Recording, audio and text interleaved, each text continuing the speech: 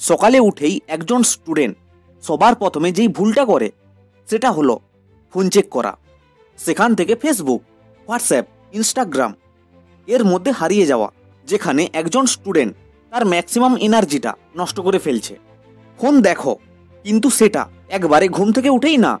ঘুম থেকে উঠো, বেডে বসেই সবার প্রথমে যেই কাজটা করো সেটা হলো একটা টু ডু লিস্ট বানিয়ে নাও, একটা খাতা নাও, 1 নম্বর, 2 নম্বর, 3 নম্বর, এইভাবে সারা দিনে কি কি পড়বো, কোন কোন টপিকগুলো কভার করব, কোন কোন সাবজেক্ট পড়বো, সেটার একটা লিস্ট বানিয়ে নাও। এবার লিস্টে যেটা 1 নম্বরে লেখা আছে সেটা দিয়ে পড়াশুনো শুরু করো, না লিখলে হবে না। টপাররা কি করে? টপারদের মধ্যে এক্সট্রা কোনো কিছুই নেই।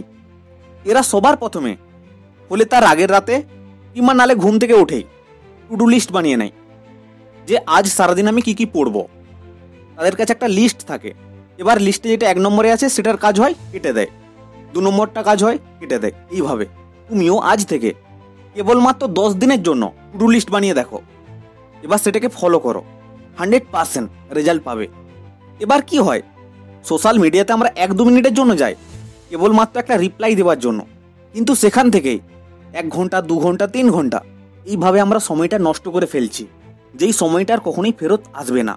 এবার সেই জিনিসটাকে নিয়েই সারাদিন রিগ্রেট করছি, ভাবছি যে আজ আমরা 6 ঘন্টা নষ্ট করে ফেললাম, 4 ঘন্টা নষ্ট করে ফেললাম ফোন দেখে।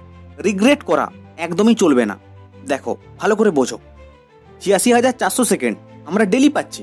যদি এখান থেকে 3600 সেকেন্ড বা 7200 সেকেন্ড যদি নষ্টও হয়ে যায়, যদি নষ্টও করে ফেলি, তবু কত বাকি আছে? যদি 3600 সেকেন্ড থেকে বাদ দিই 82,800, আর যদি 7200 বাদ দিই 79200। এই সময়টা আমাদের কাছে আছে, এত চিন্তা ভাবনা করার কিচ্ছু নেই। যেই সময়টা আছে সেই সময়টাকে কাজে লাগাও। যেই সময়টা নষ্ট করে ফেলেছি, এই সময়টার জন্য যেই সময়টা বেঁচে আছে সেইটাকে কখনোই নষ্ট করতে যাব না। ডেলি 4 ঘন্টা পড়ো, খুব জোর হলে 6 ঘন্টা, বাস। এই সময়টা শুধুমাত্র পড়াশুনোর জন্য। এই সময়টায় no phone, no BF GF, no family, সব কিছু ভুলে যাও।